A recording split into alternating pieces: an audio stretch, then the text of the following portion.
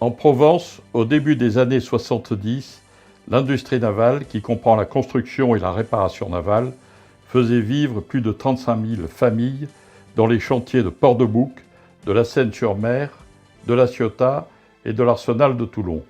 La réparation navale marseillaise employait plus de 10 000 personnes et réalisait 60% du chiffre d'affaires de la réparation navale française.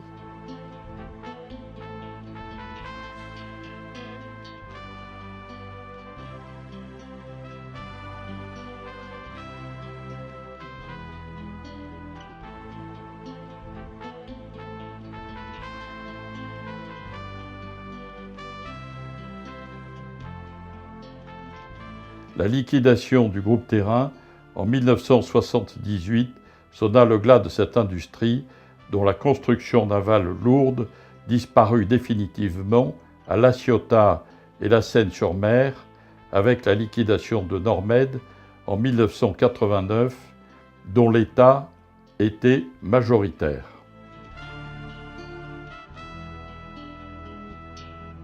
C'est dans ce contexte que fut créée le 13 octobre 1982 l'Association culturelle de la réparation navale marseillaise par François Vidal, prêtre ouvrier chez Sud-Marine, filiale du groupe Terrain.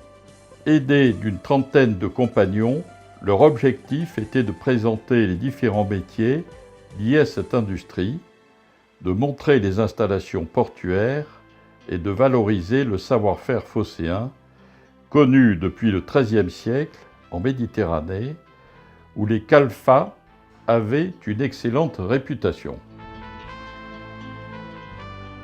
C'est dans un local mis à disposition par le Grand Port Maritime de Marseille, d'une surface de 420 mètres carrés, répartie autour de 3 salles, que sont exposées les maquettes animées réalisées par les anciens de la navale, les outils du temps des galères à aujourd'hui,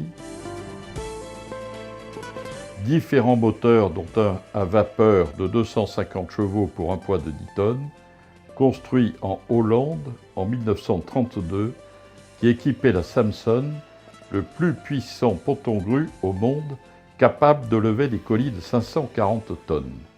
Une maquette construite en 1953 montre le mécanisme particulier des moteurs Provence d'Oxford assemblés à Marseille dans l'actuel marché aux puces. Le fonds de la navale contient de nombreux documents techniques, des photos, des films,